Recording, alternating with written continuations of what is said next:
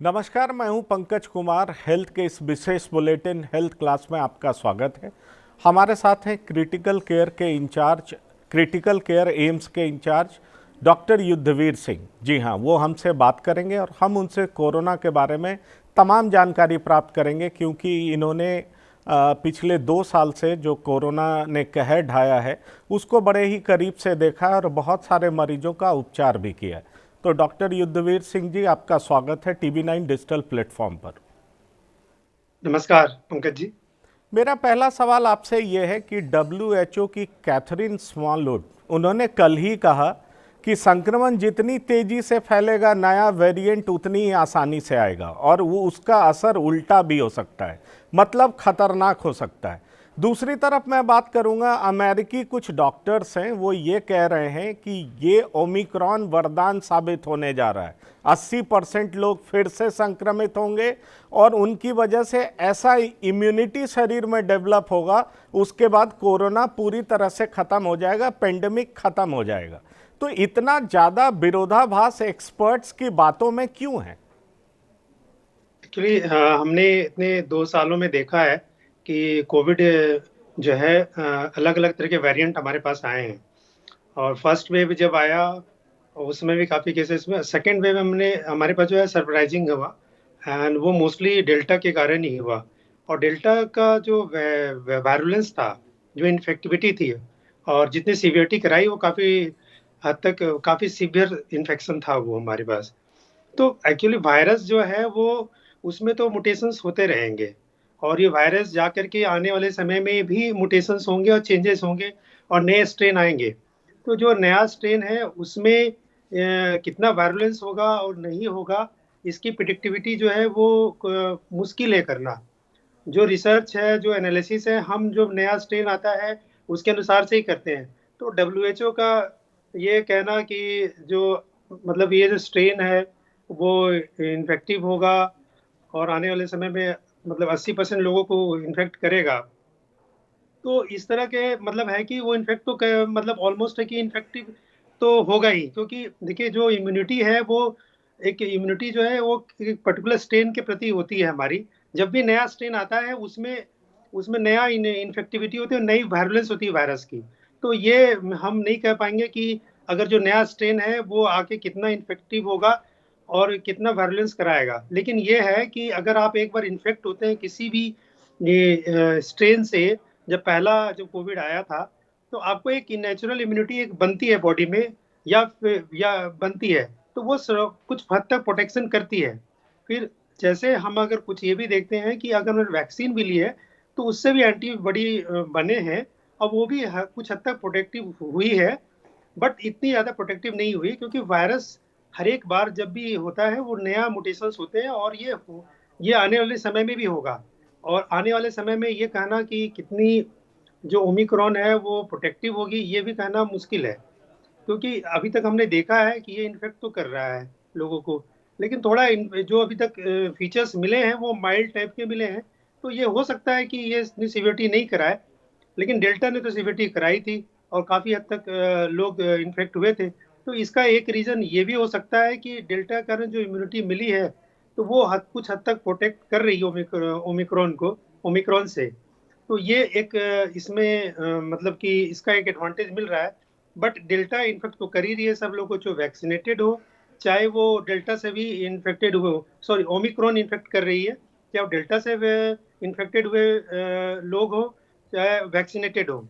But severity थोड़ा कम दिख रही है, लेकिन ये भी मुश्किल है इसका कहना कुछ। तो आप क्रिटिकल केयर यूनिट देखते हैं, संभालते हैं, वो भी एम्स जैसे संस्थान का। आपने देखा होगा कि डेल्टा वेरिएंट में सीवियरिटी बहुत ज़्यादा थी, जैसा आपने बताया भी, जबकि ओमिक्रॉन में माइल्ड लक्षण देखने को मिल रहा है। लेकिन अगर बड़े शहरों की बात करें तो हॉस्पिटलाइजेशन में भी बहुत ज़्यादा तेजी आया। आप क्या मानते हैं कि हॉस्पिटलाइजेशन को लेकर के सरकार को या प्राइवेट हॉस्पिटल्स को बेहद सजग रहना चाहिए? क्योंकि हमें ये नहीं भूलना चाहिए, जो कोमॉर्बिडिटी के शिकार हैं उन पे इस वेरिएंट का भी बहुत ज़्यादा रिस्क है और उनकी भी संख्या बहुत ज़्यादा है। तो जब पीक पे होगा तो हालात बहुत बदतर हो सकते हैं। तब हमारा जो हेल्थ केयर इंफ्रास्ट्रक्चर है वो उसको क्या सपोर्ट कर पाएगा? जिस तरह से ओमिक्रॉन इन्फेक्ट कर रहा है, तो ये काफ़ी जो हमारे स्टडीज़ में भी आई कि काफ़ी रैपिड ट्रांसमिसिबल है। मतलब काफ़ी लोगों को 3 टू 4 टाइम्स डेल्टा से ज़्यादा इन्फेक्ट करा रहा है ये। तो इसके कारण जो है इन्फेक्टिविटी रेट अगर बहुत ज़्यादा होगी तो काफ़ी लोग इन्फेक्ट होंगे। तो हेल्थ केयर पर तो इसका स्वाभाविक लोड बढ़ेगा। दूसरी बात आपने बताई कि कोमॉर्बिडिटीज़ जो है, वो मरीज़ अभी भी ससेप्टेबल है कि उन पर ओमिक्रॉन हो चाहे डेल्टा हो, दोनों का इफ़ेक्ट उसमें काफ़ी हद तक पड़ेगा।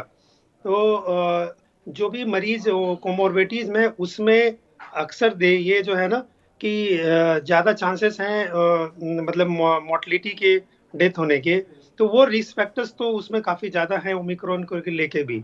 और इसी मतलब तो इस पर हम लोग को ध्यान देना पड़ेगा कि क्योंकि हमारा एक पॉपुलेशन जो है काफ़ी ज़्यादा है। हमारे हेल्थ इंफ्रास्ट्रक्चर उस पॉपुलेशन के अनुसार से आप देखेंगे तो जो है उतना ज़्यादा नहीं है। अगर हम डॉक्टर पेशेंट रेशियो का एक हमारे पास डाटा ऑलरेडी है जो आपके पास भी है। तो उस हिसाब से देखेंगे तो उस हिसाब से अगर बर्डन बढ़ती है तो काफ़ी ज़्यादा मतलब लोड पड़ेगा हेल्थ सेक्टर पर। प्लस दूसरी एक इसमें एक पॉजिटिव चीज़ ये है कि जब ओमिक्रॉन अभी जो इन्फेक्शन हो रहे हैं, तो ज़्यादातर हम देख रहे हैं कि इसमें माइल्ड सिम्पटम्स अभी मिल रहे हैं। तो ऐसे लोगों मरीज़ जो यंग हैं या जिसमें सिम्पटम्स माइल्ड हैं, तो उनको एडमिट करने की ज़रूरत नहीं है। हमें लगता है कि हमें ये भी इनिशिएट करना चाहिए, एक इनिशिएटिव लेनी चाहिए कि जो मरीज़ इस तरह के स्वस्थ हैं, जो एसिम्प्टोमेटिक है, जो माइल्ड लक्षण है जिनमें, तो उनको हम घर पे ही रहें और अपने आप को ऑब्जर्व करें और उनको लगे जब ट्रीटमेंट है तो वो तब अस्पताल के लिए आए। या तो बाकी अलग तरीके से कंसल्टेशन ले सकते हैं, टेली कंसल्टेशन भी सरकार ने शुरू की थी, तो उस तरह से कंसल्ट ले सकते हैं। तो इस तरह से हम मरीजों को स्ट्रेटिफाई कर सकते हैं जिनको ज़रूरत है, जो हाई रिस्क ग्रुप आते हैं, एल्डरली ग्रुप, तो उनको हम ज़्यादा तवज्जो दें एडमिशन लेने में, भर्ती करने में, ना कि जो हेल्दी और यंग लोग हैं, उन लोगों के करें जब जिनमें इन्फेक्शन की सीवियरिटी अगर बढ़ती है तो। तो डॉक्टर साहब, मैं ये भी समझना चाहूँगा, क्योंकि आपने हाई रिस्क ग्रुप की बात की, लेकिन एक बच्चे का बहुत बड़ा पॉपुलेशन है, आबादी है, जिसको अभी तक कोई वैक्सीन नहीं मिला है। एक तरफ तो ओमिक्रॉन को लेकर के ये कहा जा रहा है कि ये एंटीबॉडी का जो रेस्पॉन्स है उसको इवेड करता है। ये बात और है कि शरीर में टी सेल्स होता है, वो उसको पहचान लेता है और वायरस इन्फेक्टेड सेल पे अटैक करता है। लेकिन बच्चों का क्या, एक बड़ी आबादी जिसके लिए अभी तक हमने वैक्सीन भी तैयार नहीं किया है, वो भी तो बहुत वल्नरेबल हैं, उनको हम कैसे बचाएं? देखिए बच्चों का एक तो बहुत बड़ा मतलब कि लार्ज ग्रुप है जिनको जिनको भी वैक्सीनेशन की ज़रूरत है। बट हमारे पास जो वैक्सीनेशन का अभी रिजल्ट है और डाटा है, उसमें देखिए बच्चे जो है हमारे वो भी यंग एज हैं, बहुत छोटे हैं, वो भी ग्रो करेंगे, उनका एक अपना एक लाइफ है अभी। तो हमें एक्चुअली देखिए वैक्सीनेशन करना तो ठीक है, लेकिन वैक्सीनेशंस के भी अपने लिमिटेशंस होते हैं, साइड इफ़ेक्ट्स होते हैं और उनको भी है। तो लॉन्ग टर्म इफ़ेक्ट ऑफ एक जो वैक्सीन होती है तो उसका भी एक एनालिसिस करना बहुत ज़रूरी होता है कि आप अगर वैक्सीन दे रहे हैं तो उसमें बच्चों में क्या उसका लॉन्ग टर्म एक एनालिसिस होता है और क्या उसके परिणाम होंगे जब हम वैक्सीन अगर देंगे बच्चों में। तो और वो एडल्ट एज में देते हैं तो उनके एक होता है कि उनका एक जो एज है वो ग्रो हो चुका है, तो उसमें हम थोड़ा प्रोटेक्शन के लिए उस हिसाब से भी देते हैं। तो उनका उतना वल्नरेबल नहीं होता। बच्चे जो है वल्नरेबल हैं, लेकिन बच्चों में एक टी सेल्स और ये जो इम्यूनिटी होती है वो काफ़ी स्ट्रॉन्ग होती है। तो अगर बच्चों में इम्यूनिटी हमने जो भी देखा है अभी 2 साल में, इतने ज़्यादा बच्चे इंडिया में लार्ज मतलब एडमिशन्स नहीं देखे हैं अभी तक हमने, और सिम्पटम्स भी इतने सीवियस नहीं हैं। कुछ परसेंटेज में जो कि काफ़ी कम है, बहुत ही कम है। तो वैसे उतने कम परसेंटेज में इन्फेक्शंस तो होते हैं जिसमें मान लीजिए 10,000 में अगर एक बच्चे में अगर कुछ होता है, तो उसको हम बहुत ज़्यादा मतलब कि हाई सिवियरिटी में नहीं रख सकते। वो वैसे लोगों में होता है। हमने अभी तक ये नहीं देखा है कि बच्चे काफ़ी जो है उसमें मोर्टेलिटी बढ़ी है और ये हुई है। अक्सर और जो इम्यूनिटी की ये है तो वो यंग एज में, एडोलेसेंट एज में से लेकर जो यंग छोटे बच्चे से लेकर के एडोलेसेंट एज तक काफ़ी अच्छी इम्यूनिटी होती है। और यही चीज़ हमने डेल्टा वेरिएंट में भी देखी थी, क्योंकि थोड़ा-सा डेथ रेट बढ़ी थी यंग एज में, लेकिन फिर भी हमने देखा था कि यंग एज वाले जो पेशेंट थे डेल्टा वेरिएंट में भी उनकी सर्वाइवल ज़्यादा थी। तो ये बच्चे की इम्यूनिटी स्ट्रांग होती है और उनमें टी सेल्स भी काफ़ी ज़्यादा होते हैं और मेमोरी भी काफ़ी मेमोरी सेल्स जब इन्फेक्शन होती है नेचुरल केस में तो वो बन जाती है। तो उनसे प्रोटेक्शन काफ़ी मिलता है। डॉक्टर तो साहब, बच्चों के वैक्सीन डॉक्टर साहब, एक बात ये कही जा रही है, सुना भी जा रहा है अक्सर, कि अगर बच्चों को प्रोटेक्ट करना है, क्योंकि बच्चों को लेकर के तमाम पेरेंट्स बहुत ज़्यादा संशय में हैं कि पता नहीं इनको कैसे बचाया जाए, वैक्सीन दिया जाए या नहीं दिया जाए। और उसमें एक बात सामने आती है कि जो फ्लू का वैक्सीन जो अक्सर बच्चों को दिया जाता रहा है, वो अगर दिया जाएगा तो ये बहुत हद तक कोरोना के खिलाफ कारगर होगा। क्या ऐसी कोई बात है? क्या रिसर्च इसको सपोर्ट करता है क्या? नहीं, ऐसा नहीं है। जो भी देखिए फ्लू की वैक्सीन है, वो दूसरी वैक्सीन है और एक वैक्सीन का एक प्रोसेस होता है, वैक्सीन बनने में भी काफ़ी टाइम लगता है। हमने भी देखा कि इस बार हमने वो कोविड की जो वैक्सीन बनी, वो काफ़ी जल्दी बनी, उसमें मैसिव लेवल पर रिसर्च हुए। लेकिन जो पुरानी हिस्ट्री आप देखेंगे तो उसमें देखेंगे कि वैक्सीन बनने में काफ़ी टाइम लगता है, क्योंकि हम उसको एनालिसिस करते हैं, उनका ट्रायल करते हैं, उनको एक फील्ड स्टडी भी करते हैं और लॉन्ग टर्म इफ़ेक्ट देखते हैं पेशेंट्स में। तो उस तरह से हम वैक्सीन की एक एनालिसिस करते हैं, ना कि हम अब बनाएँ और तुरंत उसको वैक्सीन को दे दें। तो इसी पर्पज़ से है कि अब एक पर्टिकुलर ग्रुप की जो वायरस है, उनका वैक्सीन हमने अगर डेवलप किया, जैसे इन्फ्लुएंजा की है, तो जो कोल्ड फ्लू कहते हैं, तो उनकी वैक्सीन भी आप देखेंगे तो वो डेवलप हुई है, अचानक से नहीं हुआ है सारी चीज़ें। तो वैक्सीन का एक प्रोसेस होता है, वो ड्यू प्रोसेस तो फॉलो करना ही पड़ेगा। और इन्फ्लुएंजा की वैक्सीन आपको इससे प्रोटेक्ट नहीं करेगी, क्योंकि उनका स्ट्रेन उनका एक वायरस जो अलग है, ये वायरस जो है अलग है। तो हम ये इस तरह से नहीं प्रिज्यूम कर सकते, ये गलत अवधारणा है कि हम उससे वैक्सीनेट करें तो इससे प्रोटेक्ट करेगी। अगर ऐसा होता तो ऐसी बहुत सारी स्टडियाँ चल रही हैं जो उस तरह से प्रूफ हो जाती है, और इससे 2 साल हो गए कोविड को ऑलमोस्ट। तो इस तरह से हम वही प्रिज्यूम जो है, जो लोगों में अगर ये है अवधारणा, तो ये सही नहीं है और जो पर्टिकुलर वैक्सीन है वही उससे प्रोटेक्ट करेगी। बशर्ते ये है कि जैसे इन्फ्लुएंजा की भी वैक्सीन वो आती है तो वो भी अपडेट्स होती है। हर एक साल आपको देखेंगे इन्फ्लुएंजा की नई वैक्सीन आती है और वो उस स्ट्रेन से प्रोटेक्ट करती है। डॉक्टर साहब, एक चीज़ को लेकर के और कंफ्यूजन है, क्योंकि कहा यह जा रहा है कि ओमिक्रॉन के सिम्टम्स भी अलग हैं। चूंकि आप क्रिटिकल केयर यूनिट में कई सारे पेशेंट्स को देखते होंगे, तो आपको क्या डिफरेंस दिखाई पड़ता है डेल्टा वेरिएंट से जो संक्रमित आते होंगे पहले, या और जो पुराने वेरिएंट हैं उनसे संक्रमित होने वाले लोगों में, और ओमिक्रॉन से जो संक्रमित होकर आते हैं उनमें क्या डिफरेंस नज़र आता है? सिम्टम्स में क्या क्या डिफरेंस दिखाई पड़ता है? सिम्पटम्स देखिए, जो ओमिक्रॉन और कोविड-19 के दोनों जो है एक ही वायरस से है। इसमें देखिए क्या होता है कि जो इम्यूनिटी आपकी एक बनी है, चाहे नेचुरल से बनी हो, चाहे आपने वैक्सीन ली है, ठीक है? तो उसके अनुसार से एक इम्यूनिटी बनी है, तो वायरस का जो एक्शंस होता है थोड़ा उसके अनुसार से एक्ट करता है। तो हमारे पास एक इम्यूनिटी बनी है और उसके अनुसार से एक्ट करता है। सिम्पटम्स मोर ओवर वैसे ही हैं। थोड़ा बहुत अंतर होता है कि अगर वो जो मैनिफेस्टेशन है, अगर लंग मैनिफेस्टेशन करता है, तो उस तरह से साँस लेने में ज़्यादा तकलीफ होती है। और हमने अभी देखा है कि हमारे पास जो मरीज़ हैं ओमिक्रॉन के भी हैं और हमको लगता है कि डेल्टा के भी हैं। तो इसमें थोड़ा-सा डिस्टिंग्विश कर पाना भी मुश्किल होता है अनटिल अनलेस आपने सारी जो मरीज़ आपके पास एडमिटेड हैं, वो सारे का आपने जीनोटाइप किया हुआ है। हमने जहाँ तक देखा है उसमें भी सेम सिम्पटम्स है, फीवर आ रहा है, जो गले में जो है इसके सोर थ्रोट की कंप्लेन है, पेन भी है, माइल्जिया हो रहा है और माइल्जिया है, बॉडी एक है। कुछ लोगों ने तो वही स्मेल की कंप्लेन की है, कुछ लोगों ने टेस्ट अल्ट्रेशन की कंप्लेन की है। ये मोर ओवर जो सिम्पटम्स हैं, कुछ लोगों को लूज मोशन भी बोला है, लेकिन ये सिम्पटम्स जो है एक लार्ज स्केल पर बहुत ज़्यादा कोई अलग सिम्पटम्स नहीं होंगे। आपको सिम्पटम्स इसी जो है, इसी में ही है वो सिम्पटम्स। तो हम जैसे अभी एक अवधारणा भी है कि भाई ओमिक्रॉन में माइल्ड है, वो भी हम इसलिए बोल रहे हैं कि सिम्टम्स जो है माइल्ड है, क्योंकि लोगों को जो थोड़ा यंगर लोग को इन्फेक्ट कर रहा है ज़्यादा। फिर जो मरीज हैं वो ऑलरेडी वैक्सीनेटेड हैं, और जो लोग कुछ मरीज को नेचुरल इन्फेक्शन हुआ था कोविड-19 का, उसके कारण भी थोड़ा इम्यूनिटी है।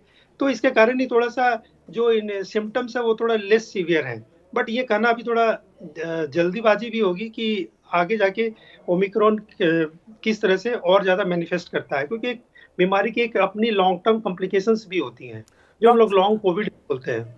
डॉक्टर साहब, मैं एक सवाल और आपसे जानना चाहूँगा, क्योंकि पिछले क्राइसिस के दरमियान एक दवा रैम्सडेविर का नाम बहुत चर्चा में आया था, और अभी एक दूसरी दवा है मोलनपिराविर।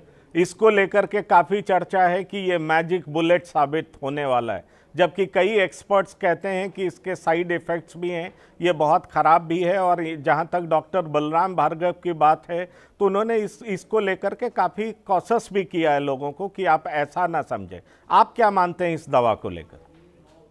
देखिए, हमारे भी जो है, हम भी जो है वो आईसीएमआर के प्रोटोकॉल फॉलो करते हैं, और गवर्नमेंट की जो गाइडलाइन है, जो कोविड टास्क फोर्स है, तो हम भी उसी से सहमति रखते हैं। एज ए इंडिविजुअल हमने भी ड्रग के बारे में ऑलरेडी पढ़ा है, तो क्योंकि कोविड टास्क फोर्स में भी रिकमेंडेशन नहीं है उसका अभी तक। और आईसीएमआर का जो आपने ऑलरेडी बताया कि डॉक्टर बलराम भार्गव ने जो मेंशन किया, तो वो उस फैक्ट से मैं भी सहमत हूँ, क्योंकि हमने भी देखा है कि उस ड्रग को अभी काफ़ी साइड इफ़ेक्ट है, और हमें नहीं लगता कि उसको यूज़ करने जो यू अगर कोई यूज़ भी करता है, तो कॉशियस रहना चाहिए। और ये डिपेंड करता है कि हमारे जो गवर्नमेंट से गाइडलाइन है और आईसीएमआर के क्या गाइडलाइंस हैं, अगर वो किस बेसिस पर रिकमेंड करते हैं कि नहीं करते हैं, तो वो उनका प्रेरोगेटिव है। देखिए, हमारा मानना है कि देखिए, जो ड्रग है वो एक कितनी इफ़ेक्टिव होगी, वो उसके अनुसार ही एक स्टडी होती है, अगर या कुछ डाटा है तो उसको एनालाइज़ करके ही हम उस ड्रग की इफ़ेक्टिविटी बता सकते हैं। तो धन्यवाद डॉक्टर साहब। एक अंतिम सवाल आपसे पूछना चाहूँगा, छोटा आंसर भी चाहूँगा, कि कैसे लोग, जैसे ये कितनी जल्दी लोगों को संक्रमित कर सकता है, कितने पैमाने पर, और लोग अपने आप को इस ओमिक्रॉन से कैसे बचाएं? देखिए, ये काफ़ी ट्रांसमिसिबल है, और मतलब इसका ये है कि जैसे रेट ऑफ ट्रांसमिशन अगर बहुत ज़्यादा है इसका, तो इसमें कहते हैं कि अगर आपके पास ओमिक्रॉन के कोई मरीज़ हैं, आपके पास हैं, अगर उन्होंने प्रॉपर मास्क नहीं पहना है और आपने नहीं मास्क पहना है, तो फिर ये तो संक्रमण आपको तुरंत हो सकता है। अगर वो उस फ़ेज़ में है, अगर वो इंक्यूबेशन पीरियड में, जिसमें वो ट्रांसमिशन होती है अक्सर। ये भी थोड़ा-सा है कि हम इसमें ट्रांसमिशन अक्सर नहीं पता कर पाएँ कि किस पीरियड में ये ट्रांसमिशन होती है, ये थोड़ा-सा दिक्कत है। तो प्रोटेक्शन के लिए देखिए, इसमें सेफ्टी जो कोविड एप्रोप्रिएट बिहेवियर ही करना पड़ेगा, और हमें लगता है कि सभी लोगों को N95 मास्क का यूज़ करना चाहिए, और मास्क आप ज़रूर पहनें। और बहुत इम्पोर्टेंट है, मास्क ही आपको बचाएगा, मास्क ही सेव करेगा। खुले जगह में बैठे, मीटिंग्स जो है खुले एनवायरनमेंट में कोशिश करें करने की, जो भी आपकी ऑफिशियल्स मीटिंग है, ब्रीफिंग है। और जहाँ भी जाएँ पब्लिक प्लेसेस में आप मास्क ज़रूर पहनें, और थोड़ा डिस्टेंस आप जो है गाइडलाइंस हैं उनके साथ डिस्टेंस बना के रखें। कंजेस्टेड जो क्लोज़ स्पेसेस होते हैं, उसको चाहें कि ज़्यादा देर तक उसमें बिना मास्क पहने नहीं बैठे, मास्क पहन के ही बैठे उसमें, जो भी क्लोज़ स्पेसेस है। वेंटिलेशन रखें, प्रॉपर वेंटिलेशन रखें, ताकि आपका एयर का सर्कुलेशन मेंटेन करे, तो उसमें रिस्क जो है कोई चाहे ओमिक्रॉन हो, चाहे कोविड का कोई भी वेरिएंट हो, उसमें रिस्क बहुत कम है होने का। तो बहुत बहुत धन्यवाद डॉक्टर युद्धवीर सिंह, जो हमारे साथ थे हेल्थ क्लास में। इन्होंने पूरी बातें बताई कि ओमिक्रॉन से कैसे बचा जा सकता है, और वो क्या तमाम प्रिकॉशनरी मेजर्स हैं जो लिए जा सकते हैं, जिससे मिनिमम डैमेज हम खुद को या अपने परिवार को नुकसान से बचा सकें। तो फिलहाल हेल्थ क्लास में इतना ही। आप बने रहिए TV9 डिजिटल के साथ। धन्यवाद, नमस्कार।